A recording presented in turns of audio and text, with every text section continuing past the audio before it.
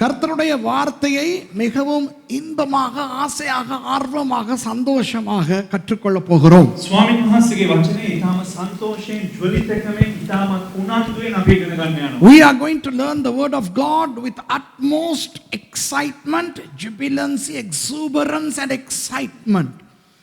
நான் ஏற்கனவே சொன்னது போல இன்றைக்கு நான் உங்களுக்கு 23ஆம் சங்கீதத்திலே இருந்து செய்தி கொடுக்க போகிறேன். ඉතින් මම කලින් ප්‍රකාශ කළ අන්දමට ගීතාවලිය 23න් ඔබට පණිවිඩය ලබා දෙන්න. இப்போ 23வது சங்கீதத்தை இன்று பிரசங்கம் பண்ண தொடங்குவது மாத்திரம்தான். එනම් ගීතාවලිය 23 අද දේශනා කරගන්න පටන් ගන්නවා පමණයි මේ. I barely am commencing teaching from the 23rd psalm. எனக்கு தெரியாது எத்தனை வாரங்களுக்கு இந்த சங்கீதத்தை நான் உங்களுக்கு பிரசங்கம் பண்ண போகிறேன் என்று. දැන් මටම දන්නේ නැහැ ගීතාවලිය 23 සති කීයකට මම දේශනා කරයිද කියලා. I don't know how many weeks or months that I'm going to be preaching from this psalm. இப்போ நீங்க நினைக்கலாம் දැන් ඔබ කල්පනා කරන්න පුළුවන්.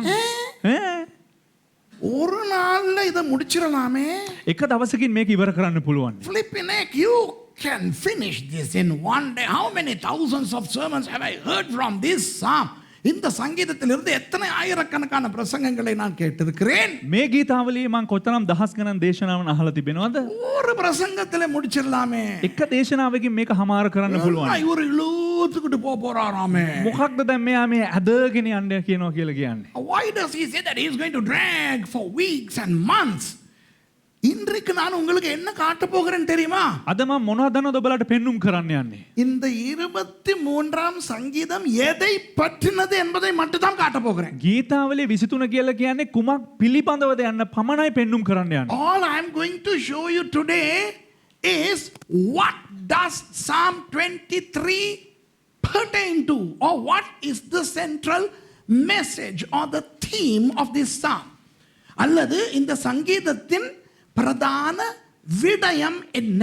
නැත්තම් මේ ගීතාවලියේ මේ යතුරු පදේ කොහමද ප්‍රධාන වැකිය කුමක්ද? எதை பற்றி அப்பா பேசுகிறது? කුමක් පිළිබඳවද මෙහි කතා කරන්නේ? அதை பற்றி மட்டும் தான் காட்ட போகிறேன். ඒ දේ පමණයි පෙන්눔 කරන්න යන්නේ. இப்போ இந்த சங்கீதத்தில் இருக்கிற சில விசேஷத்துவங்களை பார்ப்போமா? දැන් මේ ගීතාවලියේ තිබෙන විශේෂ ශෛලියන් ගැන බලමුද? Now may we look at this psalm and its brilliance. இப்போ இந்த சங்கீதம் என்பது මේ ගීතාවලිය යනු குழந்தையிலிருந்து மரணப்படுக்கையில இருக்கக்கூடிய ஆள் வரைக்கும் பொருத்தமான சங்கீதம். මේ ගීතාවලිය යනු කුඩා දරුවන්ගේ සිට මරණාසන්නය දක්වා සිටිනා වූ වැඩිහිටියන් දක්වා. This psalm can be used or is used by tiny children all the way to an old person in his or her deathbed. இப்போ லேசாய் குழந்தைகளுக்கு மனப்பாடம் செய்ய இந்த சங்கீதத்தை கொடுக்க முடியுமா முடியாதா? දැන් ඊට පහසුවෙන්ම කටපාඩම් කරන්න ලදරු මේ දරුවන්ට ඇවිල්ලා මේ ගීතාවලිය දෙන්න පුළුවන්. බැයිද? This can be used as an easy memory verse. சாகசம் அபுக்கா குசும் திறந்திடு சீசேன்னு அடிச்சா வாரது 23ஆம் சங்கீதம். මූ කරන ජල්තර වැඩ ජංජාල ඔක්කොම කරලා අන්තිමට නිදා ගන්න යනකොට මේක කියනවා ස්වාමිනේ මට ඔබ වහන්සේ කතා කළ මැනවම නින්දට පිවිසෙන්නට පෙර කියලා හජ්ජක්කා බුජක්කා ආත්මික ජීබුම්බා කියලා ගහපුවම එන්නේ ගීතාවලිය 23. Having entangled in all the jugglery that you can name, this fellow comes and prior to retiring on his bed or her bed, he says, Lord, speak to me. Open sesame. The Lord is my shepherd and I shall not. Oh, இது யாரையும் திட்டாது. කවුරුත් මේකේ බනින්නේ නැහැ. இப்போ நீங்கள் கடன்பட்டு வேதனையிலே இருக்கும்போது இதை வாசிக்கலாம். දැන් ඔබ ණය වෙලා ඔබ වේදනාවෙන් ඉන්නකොට ඔබ මේ දේ කියවන්න පුළුවන්. You can read this psalm when you are melancholic, when you are in debt and when you are in problems. ஆனா நல்ல சூனா ஜொலியா இருக்கும்போது கூட சந்தோஷமா வாசிக்கலாம். ඒ වගේම හොඳට චූන් එකේ ජොලියෙන් ඉන්නකොට මේක කියවන්න පුළුවන්. You can read this psalm when you are very happy and jubilant. வணங்கதா இப்போ உங்களுக்கு யாராவது ஏதாவது அட்டாக் கொடுக்கும்போது இதை வாசிக்கலாம். දැන් ඔබට කවුරු හරි නිකන් ඇටැක් කරන්න එනකොට මේක කියවන්න පුළුවන්. If somebody is against you, then you can read this. என்ன என் சத்துருக்களுக்கு முன்பாக கர்த்தர் எனக்கு ஒரு பந்தியை ආයත්තම් பண்ணி ස්වාමින් වහන්සේ සතුරන් ඉදිරියේ මට භෝජනයක් ලෑස්ති කරලා you know, you can read, my Lord prepares a table in front of my enemies, my mother-in-law. என் சத்துருக்களுக்கு முன்பாக, அதாவது என் மாமியாருக்கு முன்பாக ஆண்டவர் என்னை உயர்த்துவார். ස්වාමින් වහන්සේ මගේ සතුරු කියන්නේ කෙනෙක් මගේ නැන්දම ඉස්සර උන්වහන්සේ මාව උසස් කරනවා. இப்போ நீங்க நல்லா கவனிங்க, எந்த வயசு ஆளும் இந்த சங்கீதத்தை பயன்படுத்தலாம். ඒ කියන්නේ ඕනෑම වයස් කාණ්ඩයක එක්කෙනෙකුට මේ ගීතාවලිය භාවිතා කරන්න පුළුවන්. Any age group can use this psalm. எந்த மூட்ல வேணாலும் இதை பயன்படுத்தலாம். ඕනෑම අවස්ථාවක මේක භාවිතා කරන්න පුළුවන්. You can use this in any mood, in any language. அப்போ அந்த மாதிரி எத்தனையோ பிரசங்களை நீங்கள் கேட்டிருப்பீர்கள். එසේනම් ඒ වගේ බොහෝ දේශනා ඔබලා අහලා ඇති. So you may have heard umpteen messages along those lines. So why should I talk about that again? அப்போ நான் ஏன் திருப்பி அப்படி ஒரு பிரசங்கத்தை பண்ணணும்? එසේනම් මමත් ඇයි ඒ වගේ දේශනාවක් ආය කරන්න ඕන? அதனால் එම නිසා கர்த்தர் எனக்கு கொடுத்த பொறுப்பு என்ன தெரியுமா? ස්වාමීන් වහන්සේ මට දුන්නා වූ වගකීම කුමක් දන්නවද? So the responsibility befallen me by the Lord is to take you in a scuba diving adventure into Psalm 23. என்னோடு சேர்ந்து நீங்கள் தண்ணீரின் 23ஆம் சங்கீதம் என்னும் ஆழிக்குள் நுழைந்து உள் சென்று ஆராயப் போகிறீர்கள். ඉතින් ඔබ මාත් සමග එකතු වෙලා ගීතාවලිය 23 කියන්නා වූ ඒ වතුරේ ගැඹුර ඇතුළට ගිහිල්ලා කිමිදිලා මේ දේවල් හොයාගෙන එන්න යනවා. ඒ 23 වෙනි ගීතාවල යන සාගරය තුලට මාත් සමග පීනන්නට එන්න යනවා ඔබ. ලෑස්තිද? Are you ready? ආයතම. இப்போ அதுக்கு முத சும்மா மேலோட்டமா இதை வாசிச்சிருவோம். දැන් ඊට කලින් අපි උඩින් නිකන් කියවමු මේක. So we will read it peripherally, and when we reading it peripherally, I'm going to show you something very interesting. சும்மா மேலோட்டமா வாசிக்கும் போது ஒரு நல்ல இன்ட்ரெஸ்டான ஒரு விஷயத்தையும் காட்ட போறேன். නිකන් උඩින් කියවනකොට සමහරක් වැදගත් දේවලුත් ඔබලාට කියලා දෙන්න. 23ஆம் சங்கீதம் முதலாவது வசனம். ගීතාවලිය 23 පළවෙනි පදය. Psalm 23 verse 1. கர்த்தர் என் மேய்ப்பராய் இருக்கிறார், நான் தாழ்ச்சி அடையேன். ස්වාමින් වහන්සේ මාගේ එඬේරාය මට හිඟයක් නොවන්නේ. The Lord is my shepherd, I shall not want. இப்போ இந்த வசனத்தின் அடிப்படையிலே ஆயிரக்கணக்கான பாட்டுகளே இருக்கின்றன. දැන් මේ වචනේ කරුණ කොටගෙන දහස් ගණන් ගීත ලියවිලා තිබෙනවා. There are millions of songs from this verse. Wonderful songs. இனி வரும் நாட்களிலே இந்த வசனத்திலே ஆழத்துக்கு உங்களை கொண்டு போவேன். இன்றைக்கு அல்ல. අද නොවේ එන්නා වූ දවස්වල මේ වචනේ ඇතුළට නැත්නම් ගැඹුරටම රැගෙන යන්න. In the forthcoming weeks, not today, I'm going to take you deep into these verses. Every word. You know what I'm going to do? I'm going to take you into every word of this psalm. இந்த சங்கீதத்தில் இருக்கின்ற ஒவ்வொரு சொல்லுக்குள்ளும் உங்களை கூட்டி கொண்டு போவேன். මේ ගීතාවලියේ තිබෙනා වූ සෑම වගන්තියකම ගැඹුර දක්වා ඔබලාව රැගෙන යන්න. திரையிலே போட்டிருப்பது எபிரேய மொழியிலே இது எப்படி இருக்கிறது என்று. මේ තිරේ තිබෙන ඇවිල්ලා හෙබ්‍රේව භාෂාවෙන් කෙසේද මේක තිබෙන්නේ කියන. I have put on the screen how it looks in the Hebrew Bible, in the Tehillim. There are 55 words. 55 சொற்கள் பயன்படுத்தப்பட்டிருக்கின்றன. වගන්තිය කියන්නේ 55ක් භාවිතා කරලා තිබෙනවා. அந்த 55 சொற்களையும் நான் உங்களுக்கு சொல்லிக் கொடுப்பேன். ඒ වගන්ති පහම ඔබලාට 55ම විග්‍රහ කරන්න යනවා. There are 55 words used in the Hebrew, and I will teach every one of those words to you. Do you understand? But anyway, now it's the Lord is my shepherd and I shall not want. கர்த்தர் என் மேய்ப்பராய் இருக்கிறார், நான் தாழ்ச்சி அடையேன். ස්වාමින් වහන්සේ මාගේ එඬේරාය මට හිඟයක් නොවන්නේ. இரண்டாவது வசனத்தை பாருங்கள். දෙවනි පදේ බලන්න. அவர். උන්වහන්සේ. How does verse 2 begin? He. He. அப்படியானால் இந்த சங்கீதத்தை பாடுகிறவர் யார் என்று எங்களுக்கு தெரியும். தாவீது. එසේනම් කවුද මේ ගීතිකාව ලියන්නේ රචනා කරන්නේ? දාවීද්. Now we know who the human writer who wrote this psalm, David. இப்போ தாவீது யாரை பார்த்து இந்த இரண்டாம் வசனத்தை சொல்லுகிறார்? මේ දාවිද් මේ දෙවනි වගන්තිය ප්‍රකාශ කරන්නේ නැත්නම් ගායනා කරන්නේ කාව බලලාද? Who does he look when he sings verse 2? Not God, but somebody else. ஆண்டவரை பார்த்தல்ல, வேறு யாரையோ பார்த்து. දෙවියන් වහන්සේ බලන්නේ වෙන කවුදෝ බලලා. ஏனென்றால் இவர் ஆண்டவரை பற்றி யாருக்கோ சொல்லுகிறார் அவர் என்று. ஓகேயா? ඇයි කිව්වොත් දෙවියන් වහන්සේ ගැන වෙන කාටදෝ කියනවා උන්වහන්සේ කියලා. Looking at somebody else, he is pointing God to them, saying, he, Let's see what he says. அவர் என்ன சொல்லுகிறார்? அவர் என்னை புல்லுள்ள இடங்களில் மேய்த்து அமர்ந்த தண்ணீர்கள் அண்டையில் என்னை கொண்டு போய் விடுகிறார். එසේනම් දාවිද් කියනවා කවදෝ බලලා උන්වහන්සේ නිල් ගොදුරු බිම්මල මා ළඟින්ට සලස්වනසේක. නිශ්චල වූ දියාසලින් මා ගෙන යනසේක.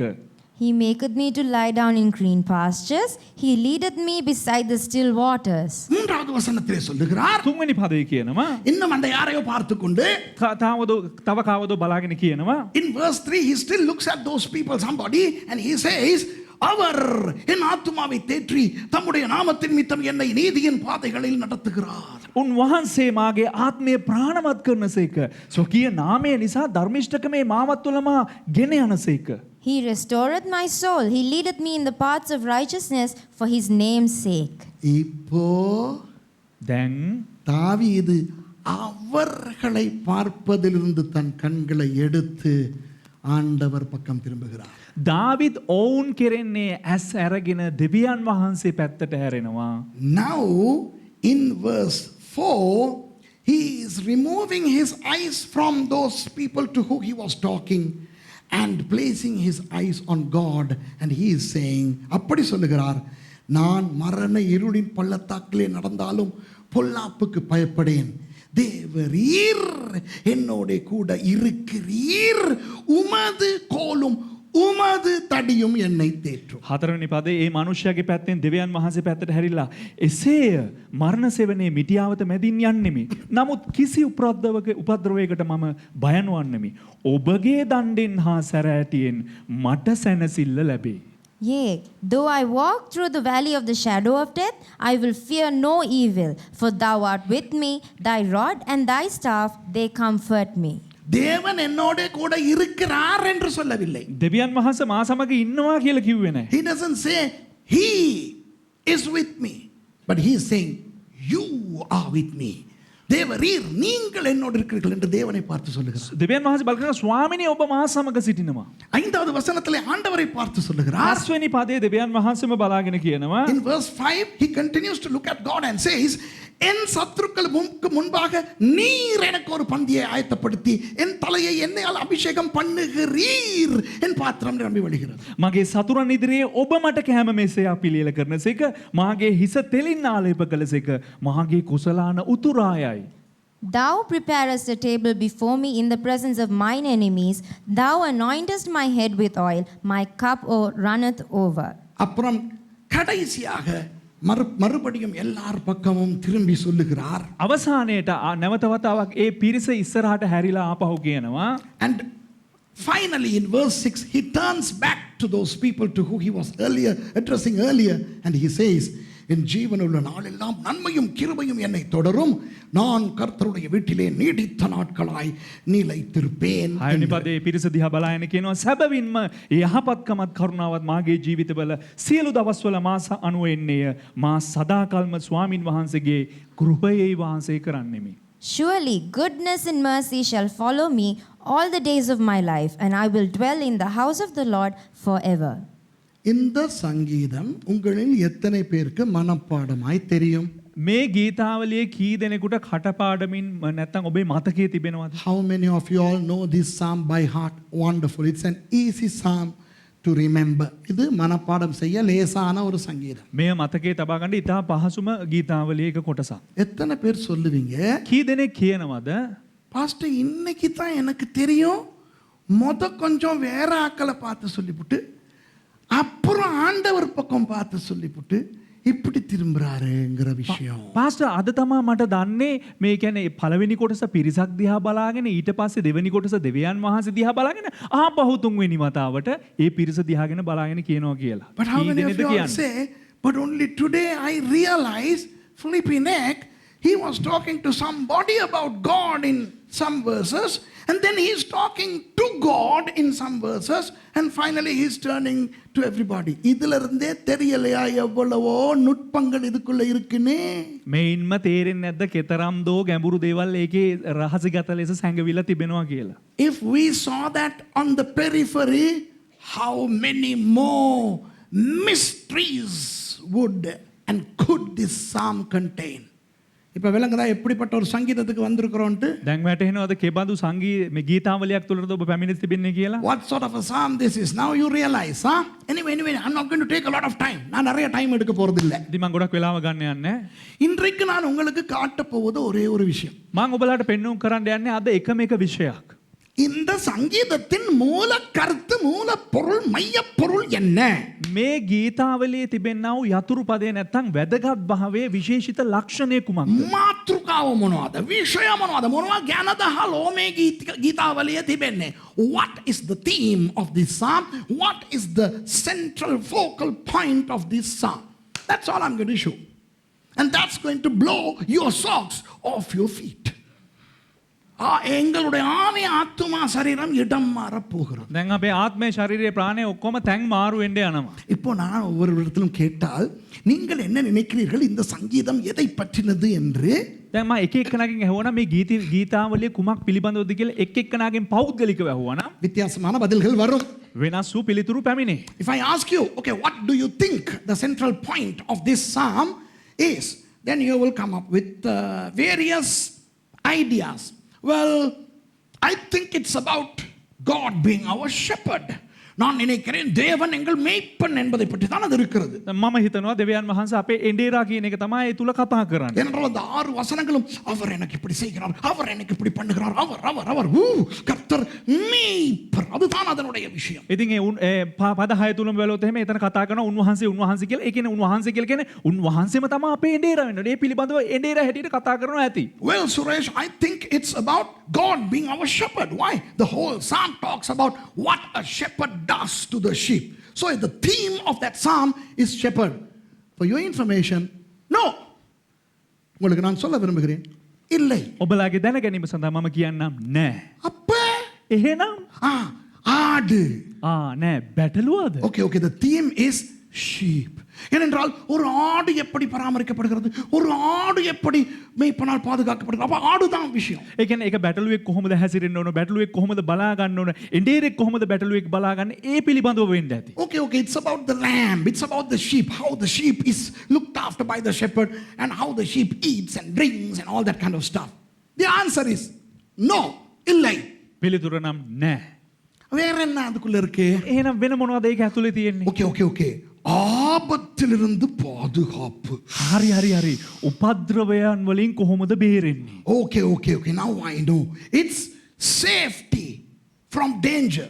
மரண இருளின் பள்ளத்தாக்கில் நான் நடந்தாலும் புல்லாப்புக்கு பயப்படேன். Wow. මරණ සෙවනේ මිටියාවතේ මැදින් ගියත් මම බය නොවන්නේ. Yea, though I walk in the valley of the shadow of death, I shall fear no evil. So I know the fearlessness.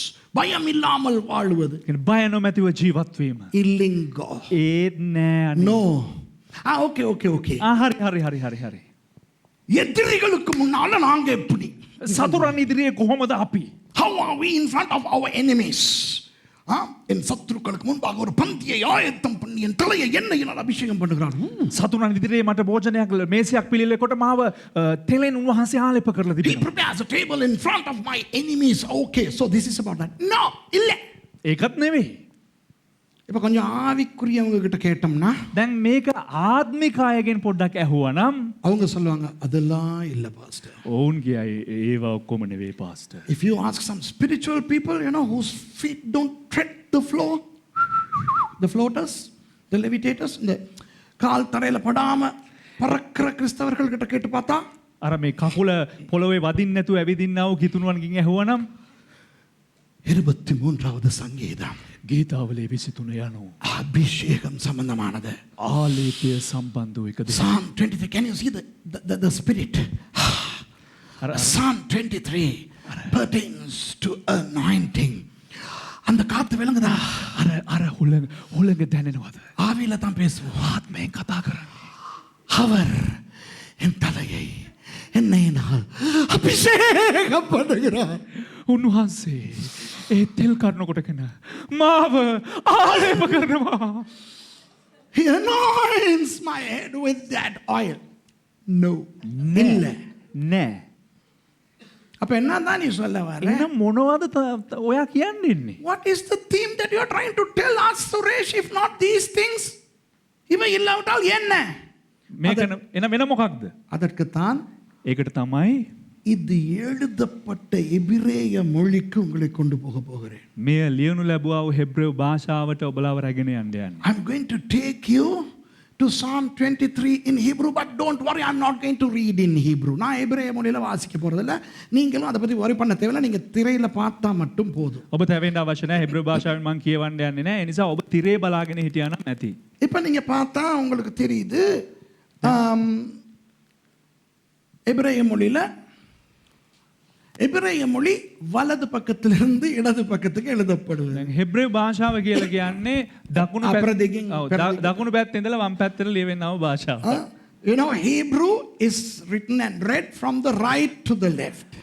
So what you see on the screen is to be read from your right to the left. திரையில பார்க்கும்போது வலது பக்கத்திலிருந்து இடது பக்கம். ඔබ තිරේ බලන විට දකුණු පැත්තේ ඉඳලා වම් පැත්තට තමයි භාෂාව ලියන්නේ. මේක වැඩ කරන්නේ නැද්ද? නෑ කලින් එක දෙන්න. හරි මං කියනකොට මාරු කරන්න මේක වැඩ කරන්නේ නෑනේ. හරි. இப்போ දැන් 6 වසනங்கள் இருக்கின்றன. පද හයක් තිබෙනවා. ඉතින් ඒක එහෙම අහන්න ඕනේ නෑ. ඔයා දැකලා තියෙනවනේ 23 වෙනි කිතාව. He's looking at me as if, you know, it's new information. There are 6 verses in Psalm 23, and I have put each of those verses in different colors for you to know the verse separations. இந்த வசனங்கள் எவை என்று உங்களுக்கு காட்டுவதற்கு வேறு வேறு வர்ணங்களில் இதை போட்டிருக்கிறேன். මේ වචන කුමක්ද කියන එක පැහැදිලිව පෙන්වුම් කරන්න වෙන වෙන වර්ණ වලින් එය අලංකාර කරලා තිබෙනවා එක එක පදයක්. அதுல ஒரு மேலால இருக்கிற லைன் முதலாவது வசனம். දැන් පළවෙනි පදපේලිය බැලුවොත් ඒක තමයි පළවෙනි පදපේලිය. First verse is the first line. Second verse is the second line, and the third verse is the third line. இரண்டாவது வசனம் இரண்டாவது லைன், மூன்றாவது வசனம் மூன்றாவது லைன். දෙවෙනි පදපේලිය ඒ පදපේලිය නිල් පාටින් තියෙන, ඊට පස්සේ තුන්වෙනි පදපේලිය කොළ පාටින් තිබෙන එක. ஆனால் பாருங்கள், அடுத்த 3 லைனையும் நான் ஒரே வர்ணத்திலே போட்டிருக்கிறேன். හැබැයි ඒ පේලි තුන පහු කරපුවාම පේලි තුනක් ඔබට දිස් වෙයි. එකම පාටින් රතු පාටින් සඳහන් වෙලා තිබෙනවා. After that you will see 3 lines in one color. That's verse 4. Verse 4 is so long that I needed 3 lines. நான்காவது வசனம் எவ்வளவு நீளம் என்றால் எனக்கு 3 வரி தேவைப்பட்டது. அப்ப அந்த 3 வரி வந்து என்னது? 4வது வசனம். හතරවෙනි වගන්තිය දීර්ඝ වැඩි නිසා තමයි මේ රතු පාටින් එකම පාටින් සඳහන් වෙලා තිබෙන්නේ. அப்புறம் கருப்பிலே போட்டிருப்பது 5வது வசனம். කළු පාටින් තිබෙන්නේ පස්වෙනි වගන්තිය. What you see in black is verse 5. கடைசியா இருக்கிறது 6வது வசனம். අවසානයේට තිබෙන්නේ 6වෙනි පදය. The last line is verse 6. அப்ப இதிலே அந்த 4வது வசனம் மாத்திரம் தான் ஒரு லைன்ல எனக்கு முடிக்க முடியாம 3 லைன்ல பண்ணிருக்கேன். ඉතින් මේන් හතරවෙනි පදය තමයි එකම පේලියෙන් අවසන් කරන්න බැරි නිසා පේලි තුනකට පැමිණ තිබෙන්නේ. Now verse 4 I could not contain in one line, so I have used 3 lines. Do you understand that? எல்லாருக்கும் இது புரியுதா? දැන් ඔබට මේක වැටහෙනවද, තේරෙනවද? இப்போ දැන් எபிரேய கவிதைகளின் அமைப்பு பற்றி ஆராயும் போது சில மர்மமான விஷயங்கள் உள்ளன. හෙබ්‍රෙව් භාෂාවේ කාව්‍යමය සංග්‍රහයන් අපි ගවේෂණය කරනකොට සමහරක් අභිරහස් ඒ තුල ගැබ්වී තිබෙනවා. Now in the Hebrew poetical literature there are exclusive elements that need to be analyzed for you to understand. இப்போ வித்தியாசமான கவிதைகள் இருக்கின்றன. இப்போ தமிழிலே புது கவிதை, மரபு கவிதை, எதுகை, மோனை இப்படி இருப்பது போல எபிரேயத்துக்கே உரிய කවිදා ලක්ෂණங்கள் இருக்கின்றன. දැන් අපි සිංහලෙන් අපිට දන්න විදිහට දන්නවා කවි කියලා ගත්තොත් එහෙම බොහෝ කවි තියෙනවා. පැල් කවි කියලා තියෙනවා, ජන කවි කියලා තියෙනවා. බොහෝ කවි වර්ග තිබෙනවා. ඒ වගේ හෙබ්‍රේවරුන්ටත් අදාළ වුණ ඒ කාව්‍යමය සංග්‍රහයට අදාළ වුණ කවි වර්ග තිබෙනවා. Now just as in other poetry, the Hebrew poetry has different types of poetical expressions over against the prose. And in those poetical expressions, you would sieve out the exclusive literary formats embedded therein. அந்த விதத்தில் இந்த சங்கீதத்தின் மைய கருத்து ඒ ආකාරයට මේ ගීතාවලියේ මාතෘකාව වන්නේ මධ්‍යම මාතෘකාව, the central focal theme of the psalm is placed right in the center of this poetry. இந்த கவிதையின் நடுவிலே போடப்பட்டிருக்கிறது. මේ කවියේ මධ්‍යස්ථව ඒ මාතෘකාව අඩංගු වෙනවා. මාව බලපන් ඊළඟ එක. இப்போ இதே வசனத்தை நான் அடுத்த திரையிலே எப்படி போட்டிருக்கிறேன் என்று பாருங்க. දැන් මේ වචනේ ඊළඟ තිරයේ කොහොමද දිස් වෙන්නේ කියලා බලන්න. இந்த ஒவ்வொரு வசனங்களிலும் எத்தனை எழுத்துக்கள் இருக்கின்றன, எத்தனை சொற்கள் இருக்கின்றன என்று பாருங்கள். ඒ කියන්නේ මේ හැම වචනයකම කීයක් අක්ෂර அக்குரு වචන තිබෙනවද කියලා බලන්න. How many words are there in each of these verses? Now look, don't bother about the number of words in your English Bible, because this was not written in English. உங்கள் தமிழ் வேதாகமங்களில் எத்தனை சொற்கள் இருக்கின்றன என்று தயவு செய்து கவலைப்படாதீர்கள். ஏனென்றால் இதை தாவீது தமிழிலே எழுதவில்லை. ඔබ තැවෙන්න යන්න එපා. අයියෝ කොච්චර වචන ගොඩක් ඇවිල්ලා මේ අපේ මේ පරිච්ඡේදයේ 23 තුල තියෙනවද කියලා ඔබ තැවෙන්න යන්න එපා. මොකද දාවීද් ඇවිල්ලා සිංහලෙන් ලිව්වේ නැහැ. அப்போ இது எபிரேய மொழியிலே எழுதப்பட்டிருக்கிறபடினால் உங்களுக்கு எபிரேய மொழி தெரிய தேவையில்லை. திரையிலே பாருங்கள், நான் உங்களுக்கு அந்த எண்ணிக்கையை தந்திருக்கிறேன். හෙබ්‍රේව භාෂාව ඔබට දන්නේ නැති නිසා ඔබ ඒ තැවෙන්න යන්නත් එපා. ඔබ තිරිය බලා ගන්න. මම ඒ ගණන සංඛ්‍යාව මම හරියට ඔබලාට ඉදිරිපත් කරනවා. You don't need to know Hebrew. I have done the homework and I have given you on the screen. Look at the first line, the first verse. முதல் வசனத்தை பாருங்கள். පළවෙනි පේලිය පමණක් බලන්න. 4 சொற்கள் இருக்கின்றன. පද හතරක් තිබෙනවා. 1 2 3 4 වචන හතරක් තිබෙනවා. அப்ப நான் பக்கத்துல 4ன்னு போட்டிருக்கேன், தெரியுதா? මේ 4යි කියලා එතන සංඛ්‍යාව තිබෙනවා. ඒ So කියන්නේ since there are 4 words, I have put 4 there. இப்போ ஒரு நீலம் கருப்பு என்று நான் வர்ணம் போட்டது உங்களுக்கு எண்ணுவதற்கு லேசாய் இருப்பதற்கு. නිල් පහට කළු පාට නිල් පාට කළු පාට කියලා දාලා තියෙන ඔබලාට ගණන් කරන්න ලේසි වෙන්න. In order to make it easy for you to count, I have used alternate colors, black and blue. Okay? கொஞ்சம் இப்போ கொஞ்சம் போரிங் மாதிரி இருக்கும். உண்மையை தெரிஞ்சுக்கிட்ட பிறகு பைத்தியம் பிடிக்கும். දැන් ටිකක් බලනකොට නිකන් බෝරින් වගේ තියෙවි. හැබැයි සත්‍යතාවය දැනගත්තාම නියමයි කියාගෙන ඉඳී. You know, when you look at the structural constituency of this verse, it may be a little bit boring, but when you learn the focal element, you are going to be surprised. இப்போ இரண்டாவது வசனத்தை பாருங்க. දෙවෙනි පේලිය බලන්න. 7 சொற்கள் இருக்கின்றன. වගන්ති 7ක් අන්තර්ගත වෙනවා. So second verse has 7 words and the third verse has 7 words. තුන්වෙනි පේලියත් ඒ වගේම වගන්ති 7ක් අන්තර්ගත වෙනවා. மூன்றாவது வசனமும் 7 சொற்களை கொண்டிருக்கிறது. அப்போ 7 மேலும் 14 14 4 18. அதை பத்தி கவலைப்படாதீங்க. 7යි 7යි 14යි 14යි 4යි 18යි ඒ ගැන තැවෙන්නත් එපා. So it's 4 plus 7 plus 7, so that's 18. Don't worry about that. இப்போ வருவோம் 4வது வசனத்துக்கு. දැන් බලන්න 4වෙනි වගන්තිය. 4வது வசனத்துல முதல் 8 சொற்களையும் எண்ணி போட்டு வைத்திருக்கிறேன். 4වෙනි පේලිය තුල ඒ කියන්නේ පද 8ක් ගණන් කරලා දාලා තිබෙනවා. So I have counted the first 8 words of the 4th verse and I have put there. அப்போ 18 8 எத்தனை? 26. 18යි 8යි කියද 26යි. அதை ஞாபகப்படுத்திக்கிறங்க. ඒක මතකෙ තබා ගන්න. எல்லாம் சத்தமா சொல்லுங்க, 26. හැමදෙනාම හයියෙන් කියන්නේ 26යි. சில பேர் தூங்குறாங்க, அவங்களை எழுப்புறதுக்கு தான் சொன்னேன். සමහරක් අය නිදාගෙන මේකට නැගිටවන්න තමයි මේක කරන්නේ. Say with me, I want to wake some people up. Say 26. Some people think it's 12:26. 26 12 26 ஆயிருச்சா? සමහරක් අය හිතනවා 12යි 26යි කියලා හිතනවා. ஓகே, இப்போ கொஞ்சம் இருங்க. இப்போ கீழ் பக்கத்துக்கு போவோம். அந்த 4வது வசனத்துல දැන් අපි පහළ කොටසේ මේ 4වෙනි පදේ கடைசி 4 வசன சொற்களையும் இங்கே போட்டு வைத்திருக்கிறேன். මේ අවසාන පද නැත්නම් වචන 4 දාලා තියෙනවා. In verse 4, the last 4 verses I have put here. So here is number 4. Then verse 5 has 10 words and verse 6 has 12 words. 5வது வசனத்திலே 10 சொற்கள் இருக்கின்றன. පස්වෙනි පේලියේ වගන්ති 10ක් තිබෙනවා. பஸ்வனி பதே.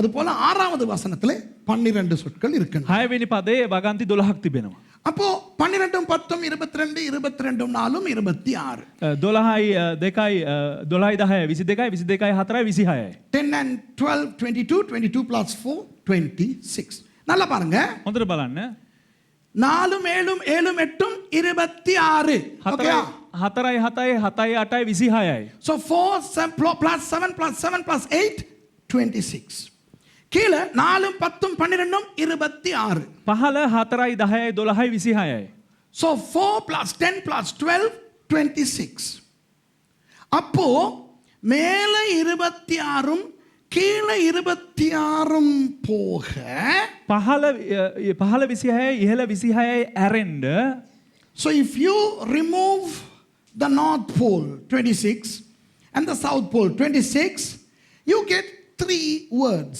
மூன்று சொற்கள் வருகின்றன මධ්‍යස්ථව ඔබට පද වගන්ති 3ක් දකින්න පුළුවන් மொத்தம் 55 சொற்கள் එතකොට සම්පූර්ණව වගන්ති 55යි total 55 words அதிலே சரியாக நடுவிலே இருக்கிற மூன்று சொற்களை வேறுபடுத்தி එයින් හරි මධ්‍යස්ථව තිබෙන්නා වූ ඒ වගන්ති වෙන් කරගත්තොත් மேலே 26 சொற்கள் கீழே 26 சொற்கள் வருகின்றன சரியா ඉහළින් වගන්ති 26කුත් පහළින් වගන්ති 26කුත් පැමිණෙනවා so if you segregate the 3 words right in the middle of the psalm you will end up having 26 words in the front section and 26 in the latter section இந்த நடுவிலே இருக்கின்ற இந்த வசனம் මධ්‍යස්ථව තිබෙන්නා වූ මේ පදය වචනය இதுதான் இந்த சங்கீதத்தின் மைய வசனம் මෙය තමා මේ ගීතාවලිය තිබෙන්නා වූ මධ්‍යස්ථ වගන්තිය so this statement consisting of 3 words is the central sentence or the central theme of the psalm and that is அது என்னவென்றால் එය කුමක්ද නම් ஏனெனில் தேவரீர் என்னோடே கூட இருக்கிறீர் මක් නිසාද ඔබ මා සමගය for you are with me okay அப்போ முதலாவது சொல் என்ன පළවෙනි පදය කුමක්ද நீல கலர்ல போட்டிருக்கேன் නිල් පාටින් තිබෙනවා ஏனெனில் මක් නිසාද so what I have written in blue the first word is for or because நடுவுல வாரது சிகப்புல போட்டிருக்கேன் මැදින් රතු පාටට තිබෙනවා அதனுடைய அர்த்தம் එහි අර්ථය කුමක්ද தேவரீர் அல்லது நீர் ඒ කියන්නේ ඔබ දෙවියන් වහන්සේ ඔබ කියන එක what is the meaning of the middle word in red you are பச்சையில போட்டிருக்கிறது என்னது කොළ පාටින් තිබෙන්නේ කුමක්ද என்னோடே கூட இருக்கிறீர் தமிழ்ல நீட்டமா சொல்லணும் මා සමග කියන අදහස එනවා மா சமகய what I have written in green is with me அப்போ එසේනම් தாவீது இந்த கவிதையை பாடும் பொழுது அவருடைய பிரதான அர்த்தம் எதுவாயிருந்தது දාවිද් මේ කවිය ගායනා කරන විට එහි ප්‍රධාන මාතෘකාව නැත්තම් අර්ථය කුමක්ද what was the central focal point of David when he sang this song you are with me தேவரீர் என்னோடு இருக்கிறீர் ස්වාමිනී ඔබ වහන්සේ මා සමගයි இப்போ இதுதானே நத்தார் දැන් මේකනේ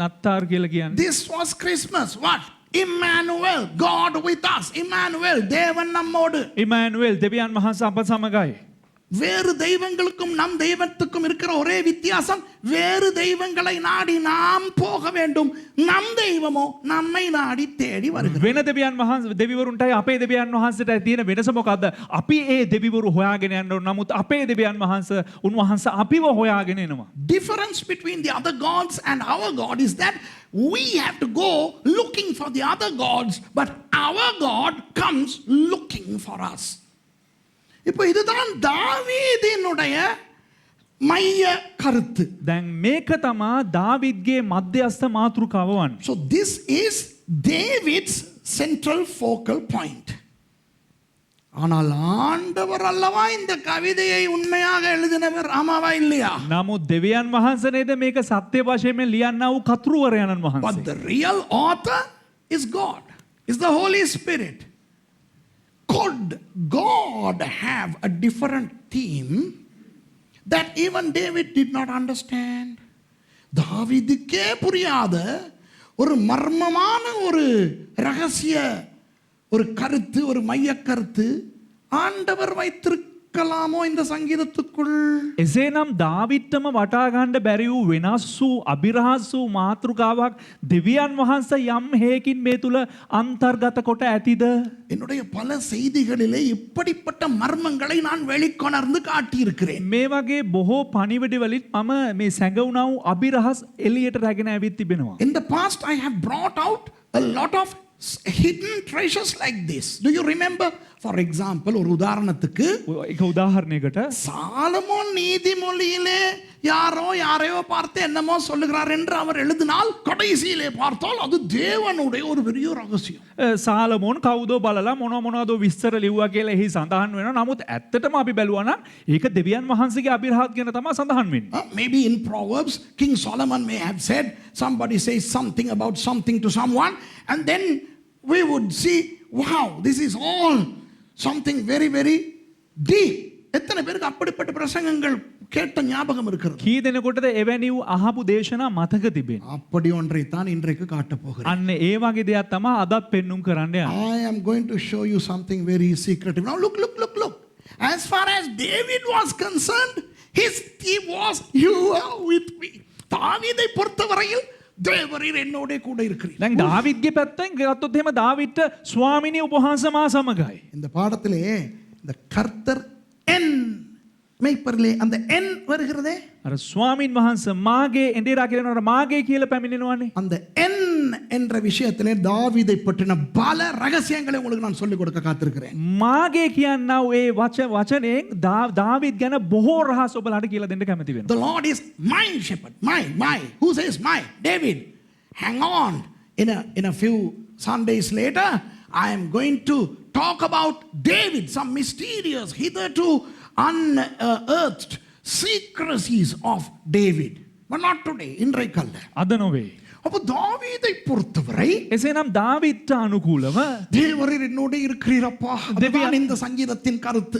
දෙවියන් වහන්සේ මා සමගයි. ඒක තමයි දාවිද්ගේ පැත්තෙන් එන්නා වූ එකම කරුණ. As far as David is concerned, okay, Lord, you are with me. That's the central focal concept theme of this song. ஆனால் හැබැයි இந்த வசனத்தை மறுபடி பாருங்கள். මේ වචනය ආපහු බලන්න. 3 சொற்களை எடுத்தபடியினால் தானே இது நடு வாக்கியமாய் வந்தது. වචන මේ කියන්නේ පද තුනක් තිබෙන නිසා වචන 3ක් අපි වෙන් කරලා තියාගත්ත නිසානේ උඩ 26යි යට 26යි ආවේ. Since we segregated 3 words to form a statement, that we ended up having 26 words in the front section and 26 words in the latter section. இந்த சொல்லை மேலுக்கு 26ஓட சேர்த்து 27 ஆக்கிட்டா මේ පදය ඉහළත් සමග එකතු කරලා පදය කියන්න එපා, වචනය ඉහළ 26ත් එක්ක එකතු කරා නම් මේක 27 වෙනවනේ. இந்த சொல்ல கீழே உள்ளதோட சேர்த்துட்டா 27 ஆகிரும். දැන් මේ වචනයත් එකතු කරනම් 15ත් එක්ක 27 වෙනවා. So you, because this belongs to the 4th verse, you calculate it with the first 26, so that makes it 27, and then you calculate this word with the remaining 26, so 27. 55 words, 55 சொற்கள். වචන 55යි. 27 சொற்களை மேலேயும் වචන 27ක් ඉහළනියුත් 27 சொற்களை கீழையும் போட்டால் වචන 27ක් පහළෙම තිබ්බනම් நடுவிலே வருகிறது இந்த சொல். මැදින් පැමිණෙන්නේ එකම එක පදයක් වගන්තියක්. වචනයක්. You know Singalam? So if you separate 27 words and then 27 words below, you end up with the central word, not the statement, word. அப்போ அந்த நடு வாக்கியம் அல்ல, நடு சொல் வருகிறது. ඒ කියන්නේ මධ්‍යස්ථව තිබෙනා ওই පද පේලිය නෙවෙයි අර වචනය. அந்த நடுவிலே வருகிற வாக்கியம் தேவரீர் என்னோட கூட இருக்கிறீர். මධ්‍යස්ථව තිබෙනා වූ වාක්‍යම දෙවියන් වහන්සේ ඔබ මා සමගයි. The central statement is you are with me. What is the central word? நடுவிலே அமைந்த சொல் என்ன? නමුත් මධ්‍යස්ථව තිබෙනා වූ වගන්තිය නැත්නම් වචනේ කුමක්ද? இதோ இந்த சொல். இதோ இந்த சொல். මෙන්න මේ වචනය. This word. Come on, everybody wake up. எழுமுங்கோ. இப்பதான் அவனே பைத்தியம் பிடிக்க போகுது நமக்கு. දැන් තමයි අපිට පිස්සු හැදෙන්නේ. Now we are going to get into the mystery. Look, this is Psalm 23, 23ஆம் சங்கீதம். මෙන්න ගීතාවලිය 23. 55 சொற்கள். වචන 55යි. 55 words. அப்போ சரியாக நடுவிலே வருகிற 28வது சொல் என்ன? එසේනම් හරි මධ්‍යස්ථව පැමිණෙනා වූ 28 වෙනි වචනය කුමක්ද? What is the 28th word or the word that comes right in the middle which has 27 words previously and 27 words later? அதாவது 27 சொற்கள் மேல இருக்குது, 27 சொற்கள் கீழ இருக்குது. இந்த ரெண்டுக்கு சப்மரீனுக்கு இடையில அழகா ஒரு ஒரு ஒரு ஒரு ஒரு பர்கர் துண்டொன்னு வச்சிருக்கிறார் ஆண்டவர். ஒரு சொல். මේ උඩ ඉහළ වචන 24ත් ඒ වගේම පහලින් තිබෙන වචන 28ත් අර බනිස් දෙකක් මැද නිකන් අර බර්ගර් කෑල්ලක් වගේ දෙවියන් වහන්සේ තියලා තියෙනවා එක වචනයක්. ඒක මොකක්ද? Look at the 27 words above and the 27 words below. The two pieces of bread between which is sneaked in a beautiful spiritual burger which has one word. What is that word? அந்த சொல் என்ன? ඒ වචනේ කුමක්ද? நான் அதை மாத்திரம் எபிரேய மொழியிலே சொல்லுகிறேன். මම ඒක විතරක් හෙබ්‍රේව භාෂාවෙන් කියන්න. That is the word I will pronounce in Hebrew. Ata. අටා. ஓகே, இலங்கைக்கு தாண்ட இதுதான் அந்த சொல். මේ තමයි වචනය. இப்ப දැන් ஒரு பயங்கர விஷயம் உங்களுக்கு காட்டுறேன். එක භයානක දෙයක් ඔබලට පෙන්눔 කරා. இந்த மூன்று எழுத்துக்களில் நடுவிலே இருக்கின்ற எழுத்து எது? මේ අකුරු තුනෙන් මධ්‍යස්ථව තිබෙන අකුරු කුමක්ද? What is the middle letter of this word? The letter tau. Tau என்கின்ற எபிரேய எழுத்து. ටව් කියන්නා වූ හෙබ්‍රේව අක්ෂරය. சொல்லுங்க, உங்களுக்கு தெரியாததா? tau எதை குறிக்கும்? කියන්න ටව් කියලා කියන්නේ මොකක්ද ඔබටද දන්නේ නැත්තේ? Don't you know the meaning of tau? Come on, tell me. What is tau? මොකක්ද ටව් කියන්නේ? Cross. කුරුසය. சிலுவை. Woo! விளங்குதா உங்களுக்கு? වැටහෙනවද ඔබලට? උඩ වචනයට යන්න, බයිබල් වචනයට යන්න. இப்போ දැන් 23வது சங்கீதத்தில் ගීතාවලිය 23 சரியாக நடுவிலே உள்ள எழுத்து எதை குறிக்கிறது? හරි මධ්‍යස්ථව තිබෙනා වූ අක්ෂරය කුමක්ද පිළිබිඹු කරන්නේ? சிலுவையை குறிக்கிறது. කුරුසිය පෙන්눔 කරනවා. Psalm 23, the word, the letter that is right in the middle shows cross. தாவீதுக்கு சிலுவனா என்னன்னே தெரியாது. දාවිත්ට කුරුසිය කියලා කියන්නේ කුමක්ද කියලා දන්නේම නැහැ. David doesn't know what was cross. But God used him to write tau right in the middle of that beautiful psalm. அந்த தாவீதை ஆண்டவர் பயன்படுத்தி சிலுவையை எழுத வைத்தார் 23ஆம் சங்கீதத்தின் நடுவில். නමුත් දෙවියන් වහන්සේ දාවිත්ව පාවිච්චි කරලා ගීතාවලිය 23 තුල ඒ කුරුසිය ගැන ලියනු ලැබුවා හරි මධ්‍යස්ථව. அப்போ 23ஆம் சங்கீதம் மெய்ப்பனை பற்றி பேசுகிறது, ஆடை பற்றி பேசுகிறது, சத்துருவை பற்றி பேசுகிறது, பந்தியை பற்றி பேசுகிறது, அபிஷேகத்தை பற்றி பேசுகிறது. இவையெல்லாம் பேச ஒரே காரணம், සිலுවයි. එසේනම් ගීතාවලිය අපි බලනකොට එහි කතා කරනවා සතුරන් ගැන කතා කරනවා ආලේපය ගැන කතා කරනවා මේ සංග්‍රහයන් ගැන කතා කරනවා මේ හැම මාතෘකාවක් කතා කරනකොට ඒකට හැම දෙයකටම වැදගත් වෙන්නේ කුරුසිය. Yes, we talk about the shepherd, the sheep, the green pastures, the still waters, the valley of the shadow of death and God's protection, his providence, our enemies and our food, our anointing, God's house. All those things are possible because all of these things are held by the cross. சிலுவையினால் தான் இந்த அத்தனையும் தொடர்பு படுகிறது. කුරුසිය නිසා තමා මේ හැම දෙයක්ම දාමයක් ලෙසින් ගමන් කරන්නේ සම්බන්ධ වෙලා තිබෙන්නේ. And the cross connects all these things. அந்த சிலுவை வருவதற்கு முன்னே කුරුසිය පැමිණෙන්න ප්‍රථමයෙන්ම தாவீது மற்றவர்களுக்கு ஆண்டவரை பற்றி பேசுகிறார். දාවිත් අනිත් අයට දෙවියන් වහන්සේ ගැන කතා කරනවා. Till the cross comes in this psalm, David is talking to other people. ஆனால் சிலுவை வந்ததோடு அவர் மற்றவர்கள் பக்கம் இருந்து தேவன் பக்கம் திரும்பி நீங்க எனக்கு என்று பேச ஆரம்பிக்கிறார். නමුත් කුරුසිය පැමිණෙනකොට ඒ පුද්ගලයන්ගෙන් දිසාව දෙවියන් වහන්සේ පැත්තට අරගෙන ස්වාමිනී ඔබ වහන්සේ මා සමග ඔබ මට කියලා දෙවියන් වහන්සේත් එක්ක කතා But කරනවා. from the moment cross comes in, David turns from the people and turns towards God, and he is talking to God. So before the cross, recommendations about God. சிலுவைக்கு முன்பு தேவனை பற்றி மற்றவர்களுக்கு பரிந்துரை. මේ කුරුසියට කලින් අනිත් අය ඉස්සරහා දෙවියන් වහන්සේ ගැන උන්වහන්සේගේ මහෝත්තම භාවයන් පිළිබඳව කතා කරනවා. ஆனால் சிலுவை வந்ததோடு, නමුත් කුරුසිය පැමිණුණාට පසුව but when the cross came, it's no longer recommendations, it's relationship. இப்போ பரிந்துரை அல்ல, இப்போ தேவனோடு உறவு. කුරුසියට පසුව එතන ගුණවර්ණනාවක් නෑ දෙවියන් වහන්සේ ගැන. එතන කතා කරන්නේ උන්වහන්සේත් සමග තිබෙන සම්බන්ධතාවයක් ගැන. இப்போ நீங்கள் ஒரு அரசியல்வாதியினுடைய நன்மைகளை புகழ்ந்து பேசலாம். ඔබ බොහෝ සමහරක් වෙලාවට දේශපාලඥයෙක්ගේ යහපත් දේවල් ගැන කතා කරන්න පුළුවන්. ஆனால் உங்களுக்கும் அந்த அரசியல்வாதிக்கும் உறவே இருக்காது. නමුත් ඔබටත් ඒ දේශපාලඥයාටත් කිසිම සම්බන්ධතාවයක් නෑ. You may be fond of a politician, you may recommend that politician, but you and that politician have no relationship whatsoever. Let's take Donald Trump for instance. அமெரிக்க ஜனாதிபதியாக இருந்த டொனால்ட் ட்ரம்பை பற்றி பேசுவோமே. උදාහරණයකට ඇමරිකාවේ ජනාධිපති වශයෙන් හිටියව ඩොනල්ඩ් ට්‍රම්ප් ගැන ගමු. இப்போ சொல்லுவோமே, எனக்கு உண்மையாக டொனால்ட் ட்ரம்பை ரொம்ப பிடிக்கும். ඩොනල්ඩ් ට්‍රම්ප් කියන්නේ දේවගැතුමාට හරි කැමතියි. I like Donald Trump. நான் டொனால்ட் ட்ரம்பை நிறைய ரெக்கமெண்ட் பண்ணியிருக்கேன் மக்களுக்கு.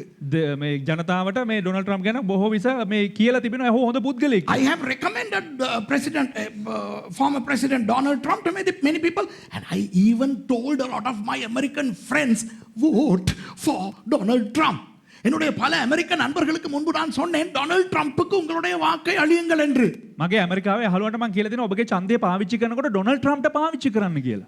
ஆனால் எனக்கும் டொனால்ட் ட்ரம்புக்கும் உறவே இல்லை, நான் அவரை கண்டதே இல்லை. හැබැයි ඩොනල්ඩ් ට්‍රම්ප්ටයි මටයි කිසිම සම්බන්ධතාවයක් නැහැ. මම හොව දැකලත් නැහැ. But I have no relationship with Donald Trump. I haven't seen him. He doesn't know me. அவருக்கு என்னை தெரியாது. ඔහුට මාව දන්නේ නැහැ. அதுபோல ඒ වගේ ஆண்டவரை பற்றி நாம் யார் வேண்டுமானாலும் மற்றவர்களுக்கு பரிந்துரை செய்யலாம். දෙවියන් වහන්සේ ගැන ඕනම කෙනෙකුට අපිට ගුණ වර්ණනා කරන්න පුළුවන් උන්වහන්සේ On the පිළිබඳව. same token, we can recommend God to people. God is good. God is lovely. God is my shepherd. You know, he does this, that and the other. தேவன் நல்லவர். දෙවියන් වහන්සේ යහපත්. அவர் இப்படி பண்றார். උන්වහන්සේ මෙහෙම කරනවා. அவர் அப்படி பண்றார். උන්වහන්සේ එහෙම කරනවා. அவர்கிட்ட வாங்க. அவர்கிட்ட வாங்க. උන්වහන්සේ ගාවට එන්න. That's what David was doing until he came to the cross. தாவீது சிலுவை என்கின்ற அந்த சொல்லுக்கு வரும் வரை அதை தான் சொல்றார். ඒ කුරුසිය කියන වචනයට වෙනතෙක් දාවිත් ඒ පිළිබඳව තමයි ප්‍රකාශ කළේ. கர்த்தர் என் மேய்ப்பராய் இருக்கிறார். ස්වාමින් වහන්සේ මාගේ එඬේරාය. The Lord, he is my shepherd. He leads me. He feeds me. அவர் என்னை புல்லுள்ள இடங்களுக்கு கொண்டு போறார். උන්වහන්සේ මාව නිල් තන බිම් වල රැගෙන යනවා. அவர் எனக்கு தண்ணீர் கொடுக்கிறார். උන්වහන්සේ මට ජලය ලබා දෙනවා. ஆனால் எப்போ தன்னை அறியாமலேயே சிலுவை வந்ததோ அவருடைய கவிதையிலே, නමුත් තමන්ටම නොදැනුවත්වම ඔහුගේ කවිය තුල කුරුසියේ පැමිණියේ කොයි අවස්ථාවේදීද? மற்றவர்களை விட்டுவிட்டு ஆண்டவர் பக்கம் திரும்பி நீங்க நீங்க நீங்க நீங்க என்று பேச ஆரம்பிக்கிறார். අනිත් අයගෙන් හැරිලා දෙවියන් වහන්සේ පැත්තට හැරිලා ස්වාමිනී ඔබ වහන්සේ තමා ඔබ වහන්සේ තමා ඔබ වහන්සේ තමා කියලා දෙවියන් වහන්සේ ගැන කතා කරනවා. The moment cross appears in his psalm, he turns from the people and he comes into a relationship with God and says, you you instead of he. Hey, that's the gospel, that's Christianity. இது தான் சுவிசேஷம், இது தான் கிறிஸ்தவம். මෙය තමා සුභාරංචිය, මෙය තමා ක්‍රිස්තියානි කාරකම. ரட்சிக்கப்படும் வரைக்கும் நமக்கு இயேசு அவருடைய தெய்வம், வெள்ளைக்காரனுடைய தெய்வம், அவங்கள தெய்வம். ගැලවීම ලබන තෙක් මේ යේසුස් වහන්සේ අපිට සුද්දාගේ දෙවියන් වහන්සේ, අරයාගේ දෙවියන් වහන්සේ, ඒ රටේ දෙවියන් වහන්සේ. Until we get saved, Jesus is the God of the Christians, God of the white man. But when we encounter cross, Jesus becomes our God. என்றைக்கு சிலுவை நம்முடைய வாழ்க்கைக்கு வருகிறதோ அன்றிலிருந்து இயேசு நீங்க என்னுடைய. නමුත් කවද්ද කුරුසිය අපේ ජීවිතයට පැමිණෙන්නේ එදා පටන් ස්වාමිනී වහන්සේ මා සමගයි, ඔබ වහන්සේ මා සමගයි කියලා කියන්න යනවා. எத்தனை பேர் சொல்லுவீங்க ஐயோ இதை நான் எதிர்பார்க்கல பாஸ். කී දෙනෙක් කියනවා පාස්ටර් මම මේදී බලාපොරොත්තු වෙන්නේ How many නැහැ. of you all say I didn't expect this? Wait, there is a little bit more to blow your socks. இன்னும் கொஞ்சம் இருக்குடி. තවත් දේවල් තියෙනවා. புத்தா அந்திமேකට தாண்ட அரை வச்சனிட்டே ஆண்ட போவோம் அந்த அட்டா என்கிற அந்த சொல்லுக்கு போவோமா? ඒ අටා කියන වචනෙට යමුද? சிலுவை நடுவில் இருக்குது. මධ්‍යස්ථව කුරුසිය තිබෙනවා. Cross is in the middle. Who hung on the cross? யார் சிலுவையில தொங்கினது? කවුද කුරුසිය එල්ලුනේ? இயேசுவானவர். යේසුස් වහන්සේ. அப்போ இந்த டவ் எதை குறிக்கும்? එහෙනම් මේ තව මොකද්ද පෙන්눔 කරන්නේ? இயேசுவானவரை தானே. යේසුස් වහන්සේව පෙන්눔 කරනවා, පිළිබිඹු So කරනවා. the tau represents Christ. What is the first letter? Aleph. அதற்கு முன்னே இருக்கிற எழுத்து என்ன? ඒට කලින් තිබෙන අක්ෂරය කුමක්ද? Aleph. ආලෙෆ්. Aleph எதை குறிக்கும்? ආලෙෆ් කුමක්ද පිළිබිඹු කරන්නේ? தேவனை குறிக்கும். දෙවියන් වහන්සේව පිළිබිඹු කරනවා. What does Aleph represent? God, the Father. அடுத்த எழுத்து என்ன? අවසාන අක්ෂරය කුමක්ද? He. Hey. What is the third letter? He. அது Aleph, Bet, Gimel, Dalet, He. 5. தேவ வல்லமையை குறிக்கும். ආලෙෆ් බෙත් ගිමෙල් Dalet, Dalet. දාලෙත් හේ. දන්නේ නැත්නම් කියන්න එපා, නිකන් කියන්න. පස්වෙනි අකුර. පස්වෙනි අකුර Aksharaya. Fifth letter, He, is what? The power of God. Christians, in Acts chapter 2, who empowered the church? The Holy Spirit. அப்போஸ்தலர் 2ஆம் அதிகாரத்திலே சபையை வல்லமையினால் அக்கினியினால் நிரப்பினவர் யார்? ක්‍රියා දෙවනි පරිච්ඡේදයේ සභාව ගින්දරෙනුත් ඒ වගේම බලයෙනුත් පුරවනු ලැබුවේ කවුද?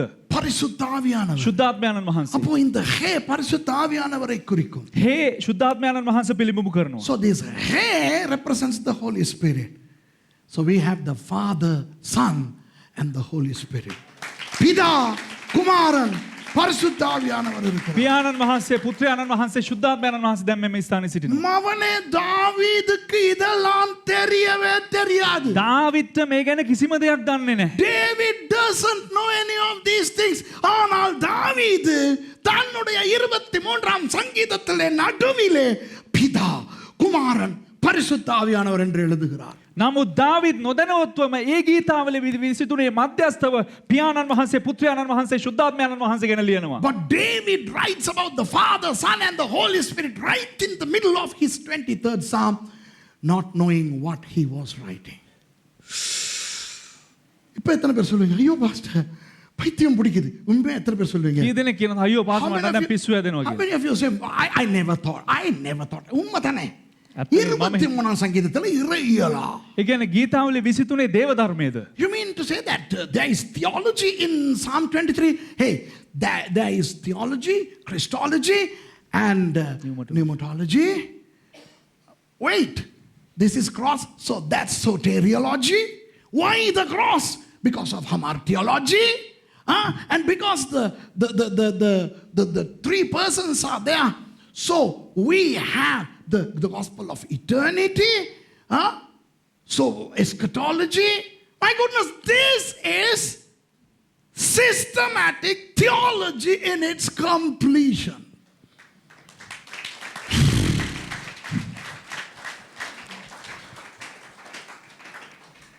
இறையியல், දේව ධර්මය, கிறிஸ்துவியல், ක්‍රිස්තු ධර්මය, பரிசுத்த ஆவியியல். ශුද්ධාත්මයන්න් වහන්සේ පිළිබඳව ධර්මය. ஏன் சிலுவை? ඇයි කුරුසය? ரட்சிப்பு. ஆகவே ரட்சண்யவியல். ගැලවීම පිළිබඳව ධර්මය. ஏன் ரட்சிப்பு பாவம் என்று படிக்கலாம். ஆகவே பாவ இயல். ඇයි ගැලවීම කියන්නේ පාපය නිසා පාපය පිළිබඳව ධර්මය. பாவத்தில் இருந்தவன் சிலுவையினால் ரட்சிக்கப்பட்டபடியால் அவனுக்கு நித்திய ஜீவன். அப்போ கடைசி கால இயல். පාපය නිසා ඒ පුද්ගලයාට ගැලවීම ලැබුණ නිසා ගැලවීම කරනකොට සදාකාලීන ජීවිතය. ඒ නිසා සදාකාලීන ජීවිත පිළිබඳව ධර්මය. இப்போ இந்த காலேஜில் தியாலஜி படிச்சு கொடுக்கறது நீங்க தானே துஷார்?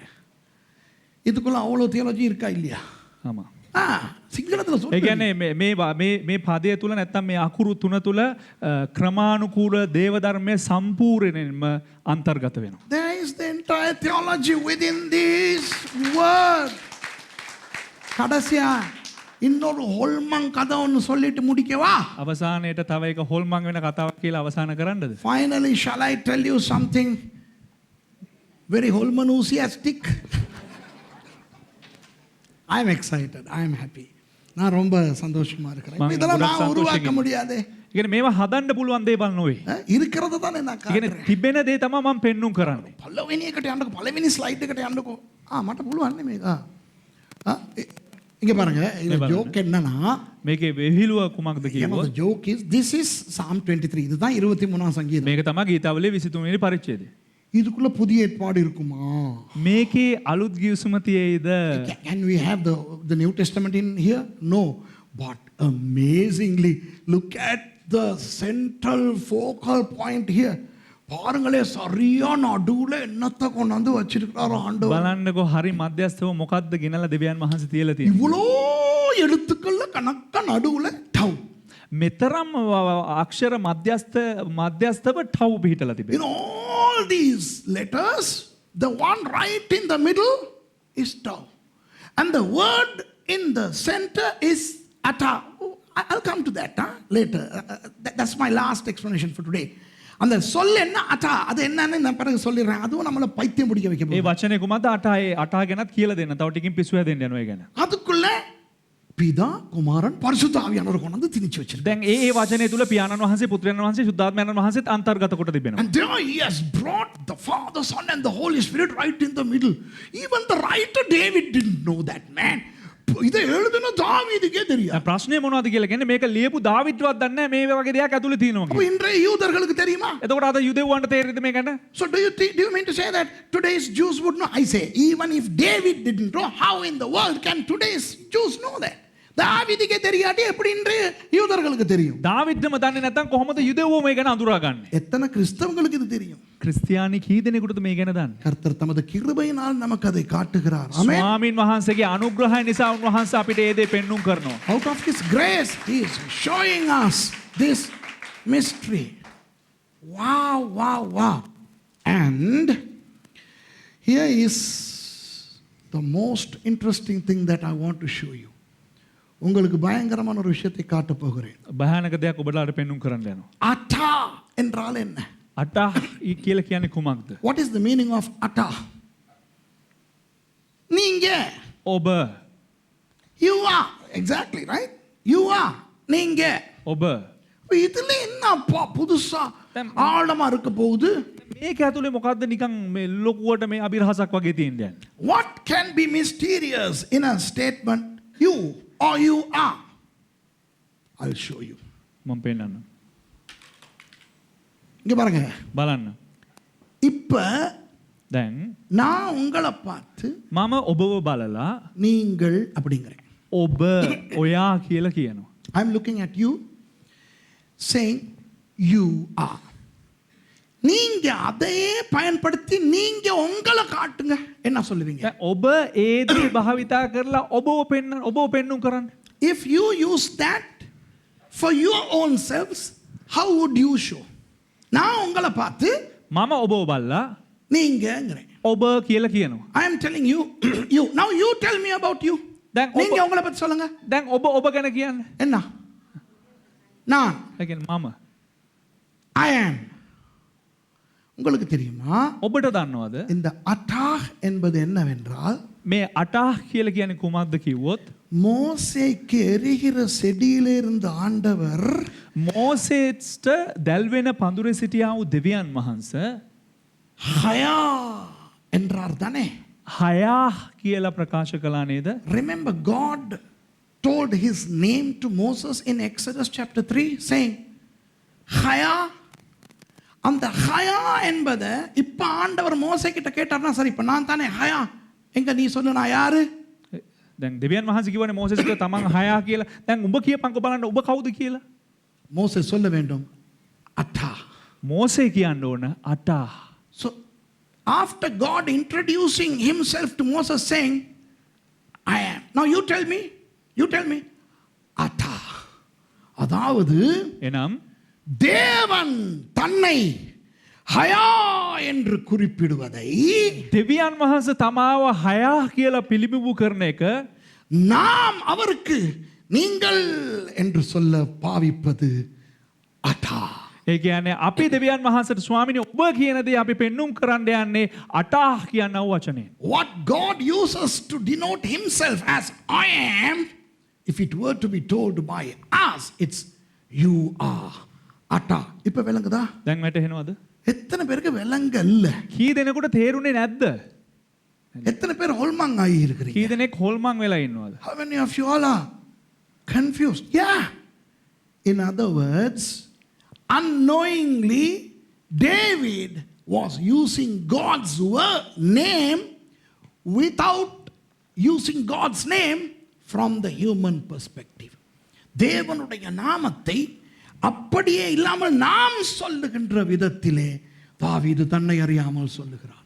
දෙවියන් වහන්සේගේ නාමය දෙවියන් වහන්සේට විතරයි නේ කියන්න පුළුවන් හයා කියලා. නමුත් එහෙම කියන්න බැරි නිසා මෙයාගේ පැත්තෙන් හටා කියලා කියනවා. හටා මගෙත් එක්ක ඉන්නවා. හටා என்னோடு இருக்கிறீங்க. You are hata ata with me. Woo! Can you see that? விளங்குதா உங்களுக்கு? වැටහෙනවද ඔබලාට? எத்தனை பேருக்கு விளங்குது? කී දෙනෙකුට තේරෙනවද? How many of you understand? அப்படியானால் එසේනම් நாம் தேவனை பார்த்து தேவனே அல்லது நீங்கள் என்று சொல்லும் போது අපි දෙවියන් වහන්සේ බලලා ස්වාමිනී දෙවියනී කියලා අපි කියන විට ඔබ කියලා ඔබ කියන කියනකොට every time we in our own languages address God as you, he listens in Hebrew, doesn't he? இப்ப நாங்க தமிழ்ல பேசலாம் எந்த மொழியில வேணாலும் பேசலாம். அவர் எதுல புரிஞ்சுக்கிடுவாரு? எபிரேய மொழி. ஏன்னா அதுதான் அவருடைய மொழி. අපි සිංහලෙන් කතා කරන්න පුළුවන් ඕනම භාෂාවෙන් කතා කරමු. නමුත් දෙවියන් වහන්සේට ඒක උන්වහන්සේ වටහා ගන්නේ කොහොමද? ஹெப்ரு அப்ப භාෂාවෙන්. நீங்க நீர்னு சொல்லுங்க நீங்கள்னு சொல்லுங்க அவருக்கு எப்படி கேட்கும்? அட்டா අටානු தான் கேட்கும். දැන් ඔබ දෙවියන් වහන්සේ බලලා ඔබ නැත්තම් ඔයා කියලා කතා කරනකොට උන්වහන්සේට ඒක ඇහෙන්න යන්නේ අටා කියලා. So you talk to God in English, although he knows English, he prefer to listen in Hebrew. So there is a automatic translation device on the way. So when you say, Lord, you, he hears you saying ata.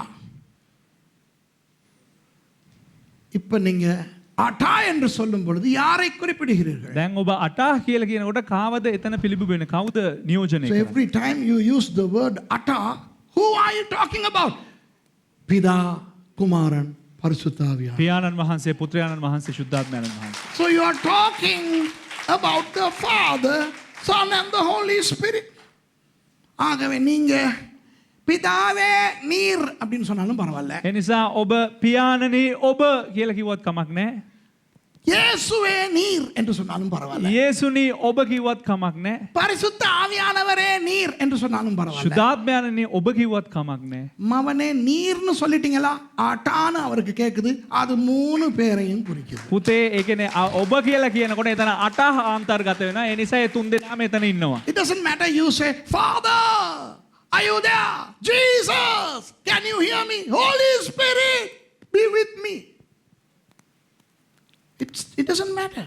Every time you use the word you, he hears atta, and atta is heard by the Father, Son and the Holy Spirit. So whether you like it or not, you are talking to the Trinity. உங்களுக்கு விருப்பமோ இல்லையோ திரித்துவ தேவனோட பேசுறீங்க. ඔබ දැන හෝ නොදැන කැමති හෝ අකමැති ඔබ දන්නේ නැතුවම කතා කරන්නේ ත්‍රිත්වයට. அதுக்காக யாராவது இருப்பீங்கன்னா நீங்க திருத்துவத்தை நம்பாதவங்க කවුරු හරි කෙනෙක් ඉන්නවනම් ඉතින් ත්‍රිත්වයේ විශ්වාස කරන්නේ නැති இனிமேல் நீங்க ஆண்டவரை நீர் நீங்கன்னு சொல்லப்படாது. කියන්නවත් එපා ඔබ ඔයා කියලා කියන්න එපා දෙවියන් වහන්සේට. If there is somebody who doesn't believe in Trinity, don't ever call God you, because every time you use the word you are confessing Trinity. தேவனை பார்த்து நீர்னு சொல்ற நேரம் எல்லாம் நீங்க அட்டா, அதாவது திருத்துவத்தை தான் குறிப்பிடுறீங்க. ත්‍රිත්වය භාවිතා කරන්න නැති කට්ටිය වැරදිට හරි ඔබ කියලා කියනකොට එතන සඳහන් කරන්නේ අටහ කියලා. ඒ අටහ තුල ත්‍රිත්වය අන්තර්ගත වෙනවා. 23ஆம் சங்கீதத்தின் மையத்திலே சிலுவை இருக்கிறது. ගීතාවලිය 23 මධ්‍යස්ථව කුරුසිය තිබෙනවා. Cross is right in the middle of Psalm 23. மைய சொல்லில் பிதா, குமாரன், பரிசுத்தாவியானவர் இருக்கிறார். මධ්‍යස්ථ වචනේ පියාණන් වහන්සේ, පුත්‍රයාණන් වහන්සේ, ශුද්ධාත්මයාණන් වහන්සේ සිටිනවා. The central word has the Father, Son and the Holy Spirit. So it's Trinity. இப்ப சொல்லுங்க 23ஆம் சங்கீதத்தின் மைய கருத்து எது? දැන් කියන්න මේ ගීතාවලිය 23 මධ්‍යස්ථ මාතෘකාව කුමක්ද කියලා? Now tell me, what is the central point of Psalm 23? Shepherd, மேய்ப்பன், එඬේරද? ஆடு, මේ බැටළුවද? எதிரி, විරුද්ධකාරයද? அபிஷேகம் ආලේපියද? இல்ல, නෑ. திரித்துவ தேவன். ත්‍රිත්වයේ දෙවියන් වහන්සේ. மைய பொருள். මධ්‍යස්ථ So it's the focal central theme is the triune God. And what is the central object?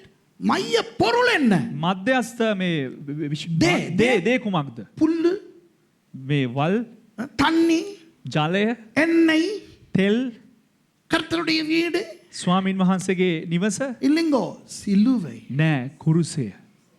Grass, pasture, water, anointing oil, food, house of God. No. Cross. ஆண்டவர் கண்ணுக்கு தெரியாம ஆனா பார்க்கிற மாதிரி, பார்த்தும் காணாத மாதிரி சிலுவையையும் திருத்துவத்தையும் நடுவுல வச்சிருக்கிறாருங்கோ 3000 வருஷமா.